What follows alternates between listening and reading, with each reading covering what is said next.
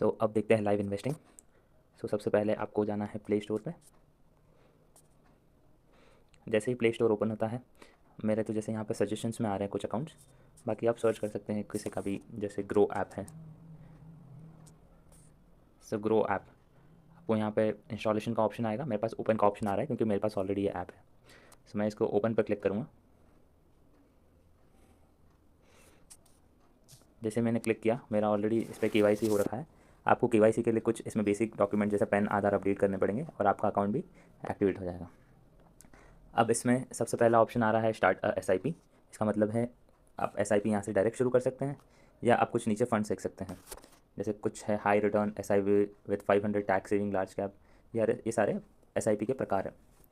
अब मैं इसमें से पॉपुलर फंड्स का भी एक ऑप्शन है जिसमें कि ऑल म्यूचुअल फंड्स लिखा हो रहा है। मैं ऑल म्यूचुअल फंड्स पर क्लिक करूँगा और यहाँ पे देखूँगा कि कौन कौन से म्यूचुअल फंड्स अभी पॉपुलर है या फिर टॉप पे है। सबसे पहले जैसे बता रहा है मोतीलाल ओसवाल का मिड कैप फंड, जिसने कि 30.84% रिटर्न दिया है लास्ट 3 सालों में एवरेज।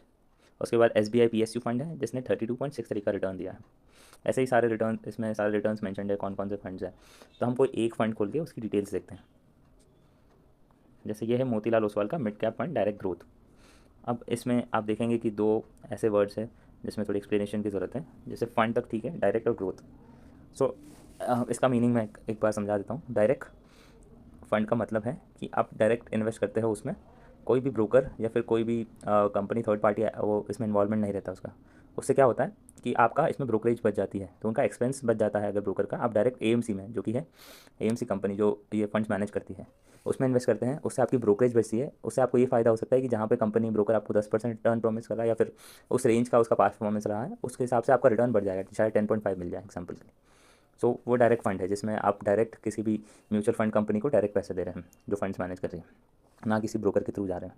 उसके बाद ग्रोथ। ग्रोथ का मतलब है कि आप उसमें से कोई भी पे आउट्स नहीं ले रहे हैं। वो पैसा चक्रवृद्धि ब्याज जिसको आप कहते हैं, उस तरह का वो पैसा होता है कि आपने कुछ पैसा इन्वेस्ट किया, उसका ब्याज जो मिला वो वापस से उसी फंड में फिर से इन्वेस्ट हो गया है। तो उस तरह से वो कंपाउंडिंग भी काम करती है वहाँ पे।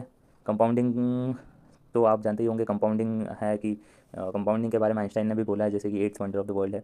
कंपाउंडिंग का मैजिक लॉन्ग टर्म में काफ़ी अच्छा दिखता है, उसमें ग्रोथ काफ़ी अच्छी होती है। हम कुछ और बेसिक इन्फॉर्मेशन इसमें देखते हैं। जैसे इसका रिटर्न बताया है 30.84 3 ईयर्स का एनुअलाइज रिटर्न है। इसका मतलब है कि इसने लास्ट 3 साल से एटलीस्ट 30% तो आपको हर साल पे रिटर्न दिए हैं। अब यही पैसा अगर आप किसी FD में डालते हैं तो 6 से 7% रहता है। यहाँ पे 30% की ग्रोथ मिली है। आप देखिए कितना अच्छी ग्रोथ मिली है यहाँ पे। दूसरा इसमें हम जाते हैं, जैसे NAV लिखा है 115.59, करीब करीब 116 रुपये। NAV क्या होती है? Total value of shares divide by number of shares.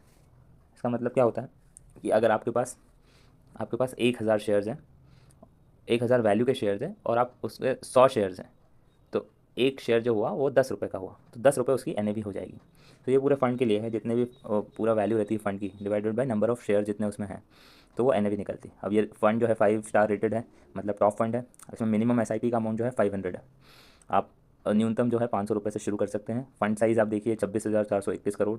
इसका मतलब है टोटल कॉर्पस जो है इस फंड का, कॉर्पस मतलब जितने भी लोगों ने मिलकर जो इसमें इन्वेस्टमेंट किया है इस फंड में, वो करीब 26,421 करोड़ रुपये का है, जो कि काफ़ी ज़्यादा है। रिटर्न कैलकुलेटर, ये काफ़ी इंटरेस्टिंग पार्ट है। सॉरी। इसमें क्या होगा, आप इसमें एक अपनी रेंज सेट कर सकते हैं। जैसे इसमें 5,000 पर मंथ की रेंज सेट है। अब इसने ओवर द पास्ट 1 ईयर अगर आपने 5,000 रुपये इन्वेस्ट किए होते तो आपके एक साल में आपका इन्वेस्टमेंट हो जाता 60,000, जो कि 12 महीने इंटू 5,000 पर मंथ, और वो पैसा आपका एक साल में बन जाता 65,296, जो कि 8% रिटर्न है, which is good enough. But SIP अगर आप कर रहे हैं तो प्रेफरेबल है कि आप लॉन्ग टर्म के लिए कीजिए। लॉन्ग टर्म में कैसे? अगर आप इसी को मैं 3 साल सेलेक्ट करता हूँ तो आप रिटर्न देखिए, मैंने 5,000 रुपये पर महीने रेगुलर 3 साल तक हर महीने दिए, तो मेरा इन्वेस्टमेंट हो गया 1,80,000। टोटल मेरे जेब से जो गए हैं वो 1,80,000 आउट ऑफ पॉकेट है, और वो पैसा मेरा बन चुका है 2,99,572, जो कि 66.42% रिटर्न है।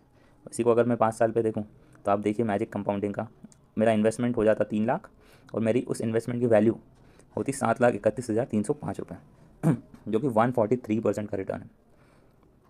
तो ये काफ़ी मैजिकल थिंग है। इसमें जैसे जैसे टाइमलाइन बढ़ती वैसे वैसे आपका कॉर्पस बढ़ता जाता है। अब इसके बाद हम होल्डिंग्स देखेंगे। होल्डिंग्स में इस जैसे 26 लिखा है, तो इसमें 26 कंपनीज़ में इन्वेस्टमेंट किया है, और राइट हैंड साइड पे जो रेशियोज़ आ रहे हैं उस रेशियो में उन्होंने स्प्लिट करके इसमें इन्वेस्टमेंट किया है वहाँ। तो इसमें काफ़ी अच्छी अच्छी कंपनीज़ है, बड़ी कंपनीज़ है, जैसे कल्याण ज्वेलर्स है, पॉलीकैब देख सकते हैं, जियो फाइनेंशियल है, महिंद्रा एंड महिंद्रा है, सारी टॉप की कंपनी 197 कम्युनिकेशंस है, पेटीएम है जो कि पेटीएम की पेरेंट कंपनी वोल्टास है। ये काफ़ी अच्छी कंपनीज है जिसमें इन्वेस्टमेंट किया उसने। रिटर्न्स एंड रैंकिंग देखेंगे अगर इसमें, तो रिटर्न एंड रैंकिंग्स में इन्होंने 1, 3, 5 साल और ऑल ऐसे इस तरह से कैटेगराइज किया है। 1 साल में भी सबसे टॉप पे है, 3 साल और 5 ईयर्स में सेकंड रैंक करती है। उसी तरह सिमिलर फंड्स इसके देख सकते हैं आपको, अगर ये फंड के अलावा किसी फंड में इन्वेस्ट करना है तो कुछ और लिंक्स और इसमें फंड्स भी दिए हुए हैं जिनके रिटर्न्स भी दिए हुए हैं 3 साल के। Expense ratio, exit, load and tax.